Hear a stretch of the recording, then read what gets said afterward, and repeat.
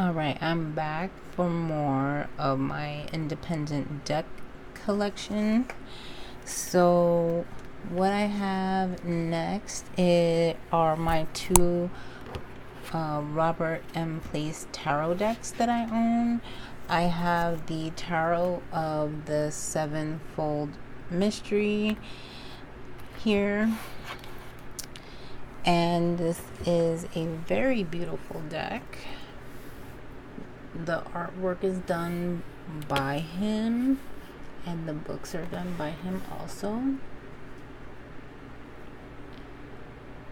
So he came out with, earlier this year, he came out with a book, a big book called The Tarot, Magic, Alchemy, Hermeticism, and Neoplatonism. Look at this. That thing is heavy. I can gain some muscles. But there's descriptions for both this deck and the Alchemical Tarot, which is the other deck that I own from him. And I just love how clean the images are. Yeah, just his lines are really clean. It's really bright. He definitely has his own aesthetic. If you love it, you love it. If you don't, you don't. But like, it's so simple, but yet so complex at the same time. And that's what I absolutely love about this. And as you can tell, the pip cards or the minor cards don't actually have numbers on them. You'd have to count, 1, 2, 3, 4, 5, 6, 7, 8. Like, that's the 8 of cups. It almost looks like the 7, but this is the 7. So that makes this one maybe perhaps a little challenging to just work with, but I think when you build up a relationship with it, like, look at this Ace of Coins. Oh my goodness gracious. So yeah, so this deck is extremely beautiful. Oh my god, baby peen. Too much. So yeah, nakedness happens with these kind of esoteric-y. I mean, all tarot decks, I think, have some kind of nudity in them. Most of them. But, I mean, it's art. I'm mature. I don't care. It doesn't bother me, but, things get flagged when nudity becomes a factor and people take it out of context. But yeah, this deck is very beautiful. I haven't played with this one for a while, so thanks for the suggestion to go through independent decks so I can see what I have. And I'm not going to show everything that I own. So this one is the Alchemical Tarot Renewed 4th edition. So this is the one that I own. And again, he has the same aesthetic. Definitely carries over into this deck. And I really love this particular one. I've bonded with more so than the Sevenfold Mystery, although I really like the Sevenfold Mystery. I definitely bonded way more with this one last year or the year before. I don't know, there was a certain period in time where I really bonded really hardcore with this deck, and I've gotten nothing but really powerful, truthful, thought-provoking readings from using this deck. And it is a joy. Like, if you don't have it, I think no collection should be without it, for sure. So yeah, like, just look at that in the tower. This deck is so good, you guys. Again, this is one that you don't see a lot. on social media because there's nudity, and nudity apparently gets flagged even if it is a tarot card or even if it is art. So yeah. So anyways, there's going to be a similar theme or similar aesthetic kind of sort of happening with the next one that I'm about to show. This one is going to be Tarot of the Holy Light by Christine Payne Towler. And this deck is, it's also unique in its system, particularly when it comes to the deacon attributions, but I don't even care about all that. I mean, look at this. Look at this Six of Discs and tell me you can't get anything out of it. Eight of Swords.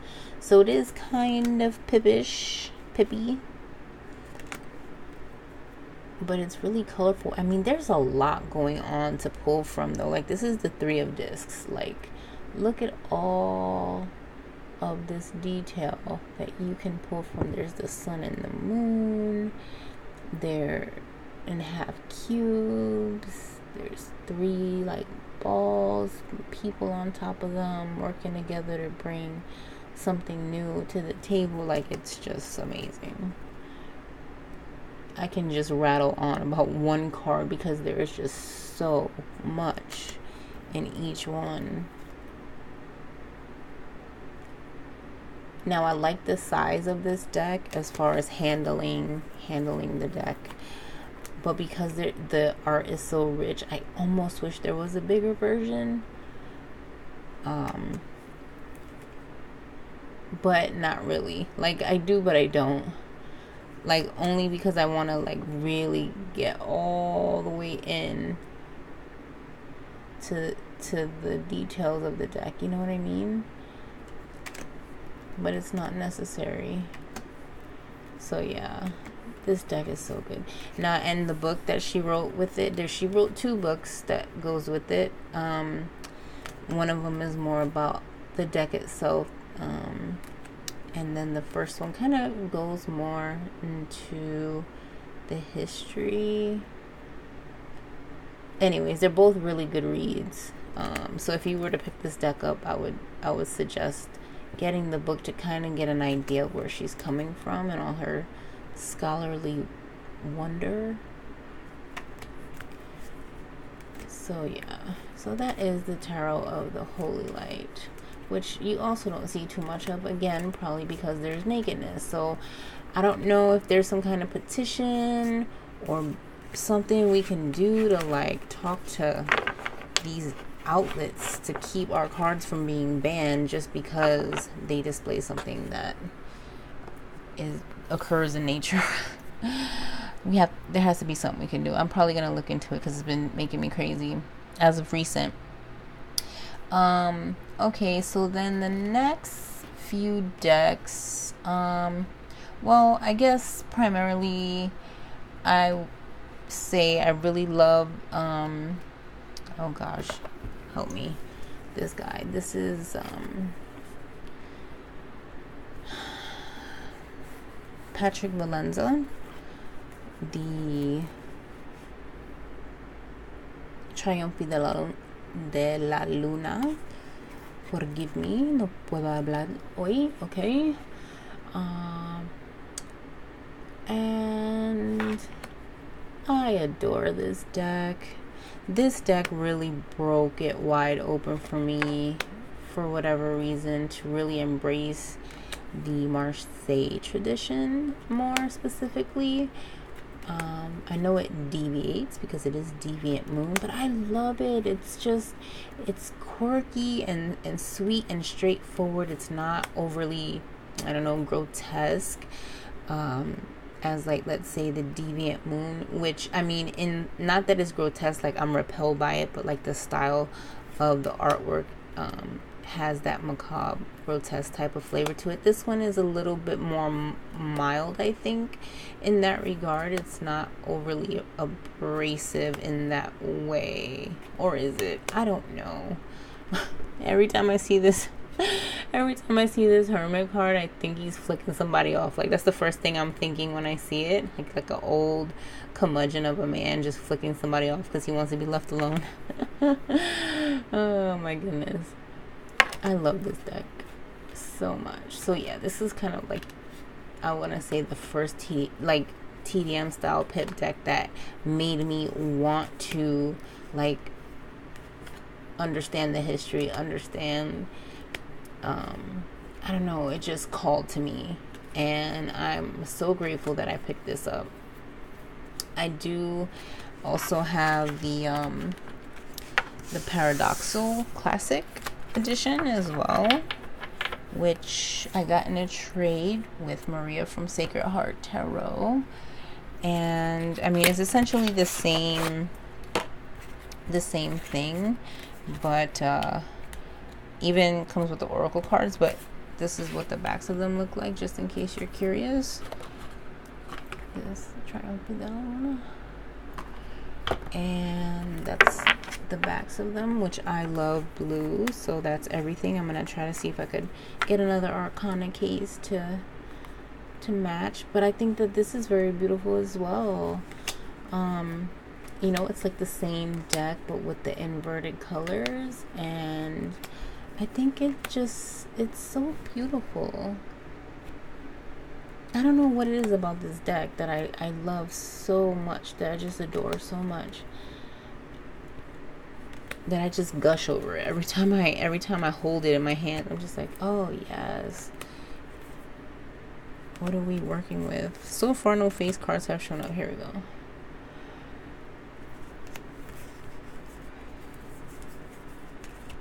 Okay, Queen of Coins. So good. So good. Okay, enough of that. I'm sure you guys get the idea. So that's that one. I do enjoy Deviant Moon too, but we've seen that everywhere all the time, and I would like to continue to get through this video at some point and upload it. All right, another deck that I absolutely love, that is indie deck, is gonna be the Bohemian Gothic Tarot by Baba Studios, which, I mean, we all know and love Baba Studios' work, but this is the one that I own, and it's gorgeous. The play of the light and the shadow in this deck is to die for. It is so good. There's a haunting quality to it, but it's still very beautiful. There's some of these pictures almost feels like there's an eclipse going on, but this world card though, I mean, come on. But I'm sure, you know, this guy gets pulled out a lot during the Ween time of the year, and it definitely carries those vibes in the best possible way. This deck is so amazing. So yes, Bohemian Gothic. It's a really good reader as well. All the decks that I'm showing you, I feel are good readers. They all have a different flavor, a different nuance that they bring to the table, different type of things that like to get brought out to the surface. So that, my dears, is the Bohemian Gothic Tarot. I do not own the Victorian Romantic. I've played with that idea, but I'm not sure if I really want it. Like, I want it, but I don't want it. Like, if I get it, I probably won't use it, so I don't want to get something I'm not going to use. Okay, moving right along. Of course, the Tarot of the Tattoo Age goes without saying. This one is also a collaborative deck. It's by Flacco Productions, right here. And I've showed this guy a couple of times on my channel, but it's always fun to pull out. This is I don't want to say a fan favorite, but it's definitely one of my favorites as well to use. I don't know why. Like, I love the black and gray High Priestess here. I love that some of the artwork is kind of gray, and then some is just like pow, all this color. Like this Ace of Wands is so good. So this is definitely like an artsy deck, but yeah.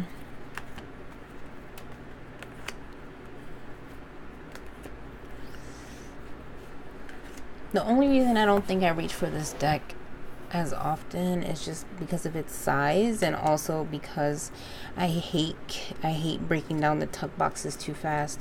I finally got like a zip pouch thing that I have it in now, so I think, you know, it'll get used a little more often. But yeah.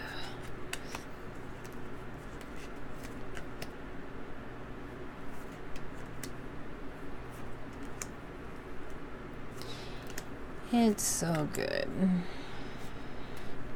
Look, I mean, look at that King of Swords. And of course, yeah, I can stare at this deck all the time. I love this deck so much. Also, so Tarot of the Tattoo Age. I have a big pile of decks over here. Holy moly, it's like the Leaning Tower of Tarot. I better be careful. Okay, so we got that guy out of the way.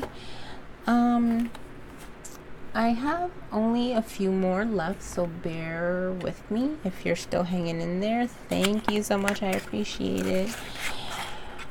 The next one that I adore is the Oliver Hebert Tarot. It is a Rider-Waite clone deck, but it's super psychedelic. Here are the backs, what the backs look like, and this is what they look like in the front. I love that there's just like eyeballs and everything, and these funky psychedelic colors.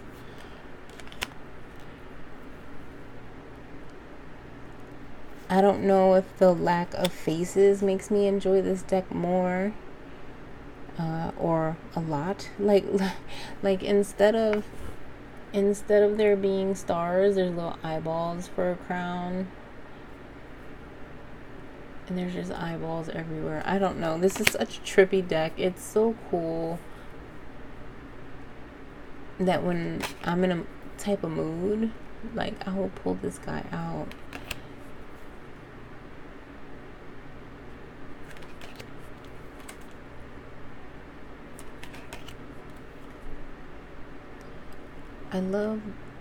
I really just love the bright colors and the weird squiggly lines, and I don't know, this deck is so good. Like, one of my favorite Rider-Waite clones, I guess.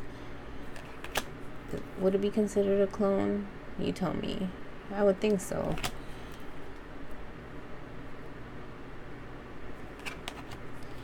So when you start following that eyeball around in a reading, it is so interesting to see almost where the gaze stops, or what the gaze is focused on. I think that makes it really fun to read.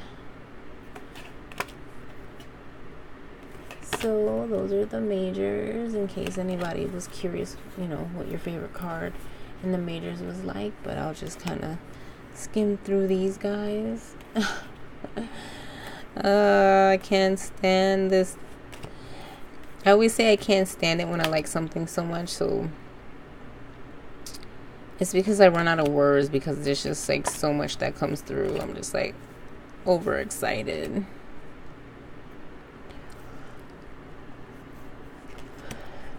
And I love that his signature is O with an exclamation point. It's like, oh, and that's pretty much how I sounded when I first flipped through this deck. Look at that Two of Swords. What?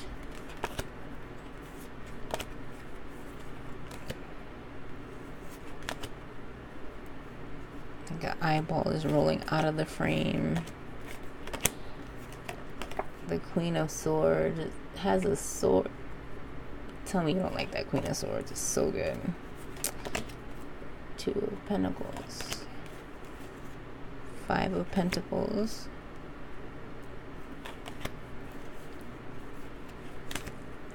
Ten of Pentacles.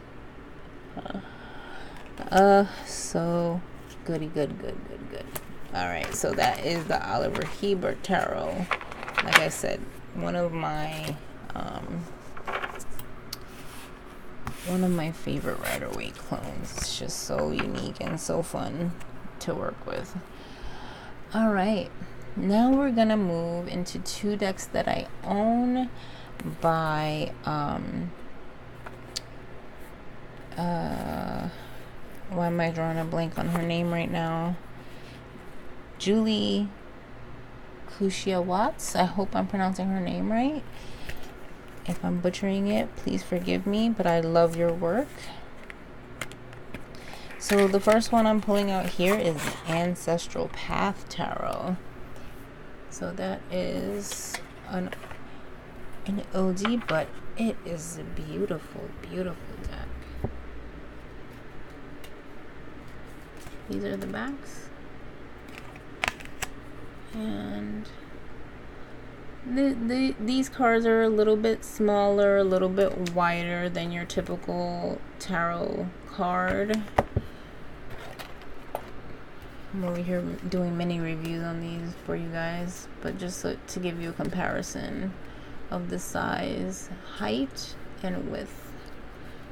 Okay, but yeah, Ace of Swords. So it's a multicultural deck, which I adore about it.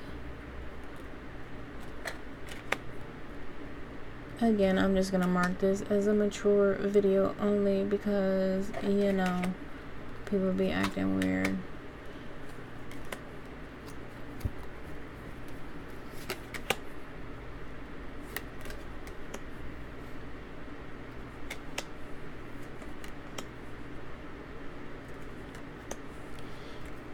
So this deck it's a really good reader. You can tell it's an older deck, just kind of in the style and all of that, but I really find something nostalgic about it. Simple, clean illustrations or paintings.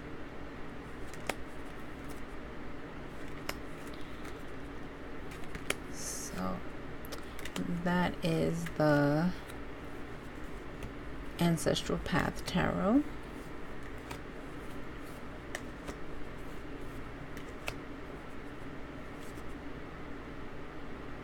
It's such a beautiful deck. I feel like it's really earthy, and I think that's what I really appreciate about it. It's just very down to earth kind of interpretations you might get from it.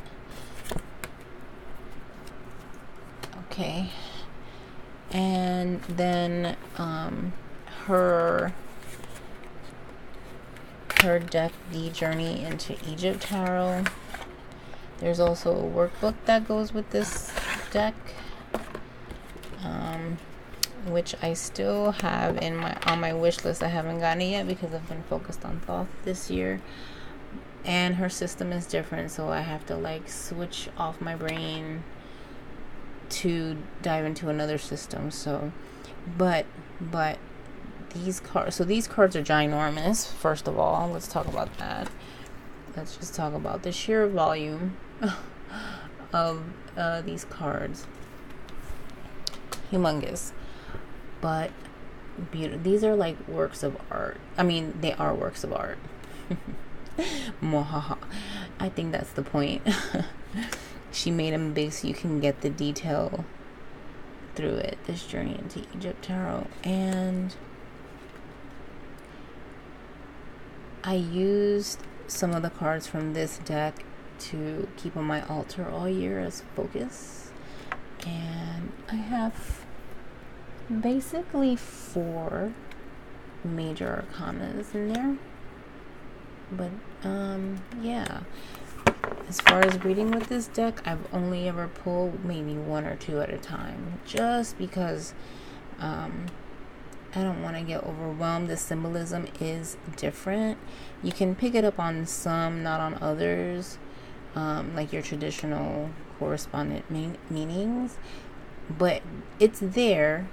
It is there, but this deck is a deck you need to take time to learn what all the symbols mean and how it works into the archetype and what have you. And this is a highly themed deck, as you can tell, but it's stunning. It is stunning. The artwork is just beautiful. There's a couple, trying to see if I can find some of my faves for you.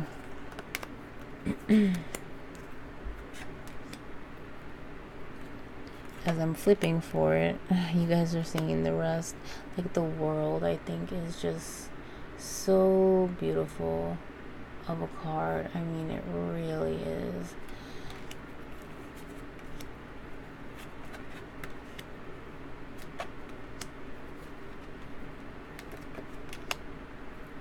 And there's our Sacred Fool.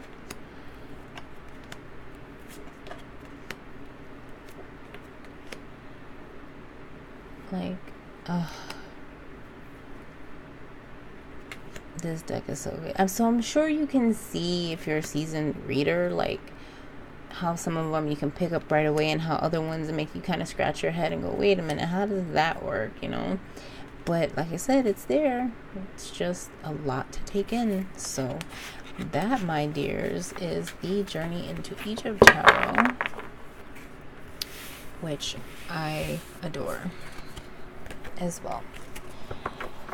Okay, and last but certainly not least, okay, we'll be here, I'll be here all day. Last and by no means least, my friends, y'all already know what I'm gonna pull out, right? Do you know? You should know if you've been watching me long enough. Emmeline.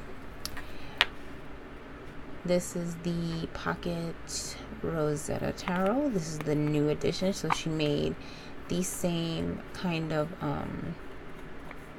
boxing that she did for her Tabula Mundi, which is the other deck I'm going to show. But I'm going to make that one quick because I use it all the time on my channel. So alright, so here is the Rosetta Tarot. It, of course, you can tell this is a mini version of it, but I like it. I like it a lot.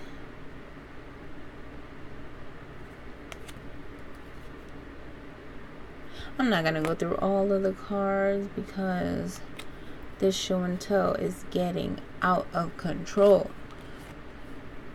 But as they come up, I'll show you. The moon.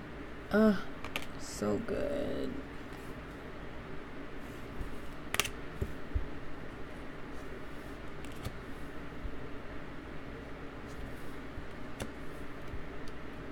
Isn't it beautiful? It's Thoth inspired, for those that don't know. It is a Thoth inspired deck. And I will leave the information in the description box below for like maybe where you can pick up all these decks. I think that might be helpful for you guys, just in case. So that is the Rosetta Tarot.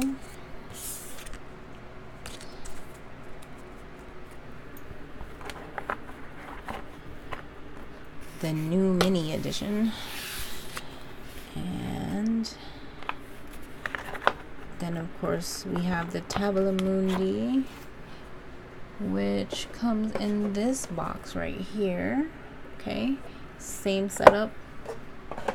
And I mean, you guys seen this deck 100,000 times because I pull it all the time. So those are the backs with the holographic backs. Yeah. I mean, the intricacy of the backs of the cards themselves. I mean, the thought that went into this is just too good. And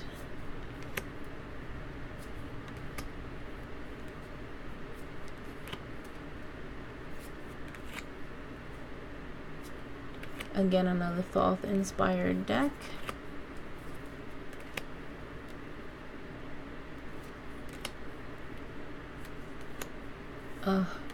I can't get enough of this deck. Okay, that's why I only pull like some of the cards out because I know you guys seen it.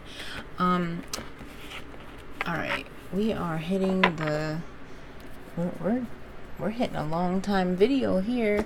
I'm gonna pull one more because I didn't mean to, but I did have it out and I don't know why I didn't pull it out earlier. This would be the Hirohito Tarot, Ita Tarot, which I did a flip through of, or walkthrough of, flip through, first impressions. This deck is a pip deck, but the artwork again is so intricate, so evocative, that it's really hard to not still want to purchase this deck and say, you know what, I love the characters in this deck so much, I'm okay with the pips, you know, with the pips being pippy or non-scenic. You know, it's definitely not like your traditional pip card that you would see like in a Tarot de Marseille, with the way that things are fragmented out on the pips, but it's still a pip deck nonetheless. And I think that's another reason why I like it too. Each of the wands has a different I Ching symbol on there, which I did not catch on my first go around on there. I did catch it like last week, or yeah, I was flipping through it. No, was it a few weeks ago? I was flipping through this deck and I was like, oh, and even yeah, the swords do too. They have I Ching, different ones. So I thought that was interesting. So I want to sit down with the minors here and figure out what that all might mean in relation to the tarot card and familiarizing myself, can't speak, with some of the I Ching hexagrams.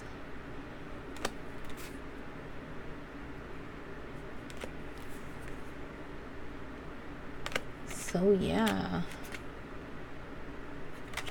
and that is the Hirohito Tarot. I do have some decks on the way that are like pre-order that are independently published. This is not my entire collection, but just it's a good majority of it, I'll say. So I'm gonna leave this video here. Thank you for rocking with me. Much love, many blessings. Peace.